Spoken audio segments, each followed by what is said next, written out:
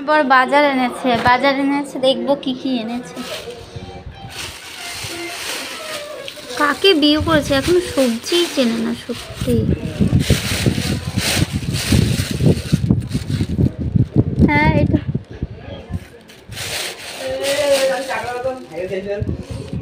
এটা কি? এটা চাল কুমড়ো নিয়ে এসেছি 10 টাকা। এটা চাল কুমড়ো? কি এটা? এটা চাল কুমড়ো, এটা খাও। ওটা কি রে? চাল কুমড়ো তো। ও কাকি, এটা বলে চাল কুমড়ো।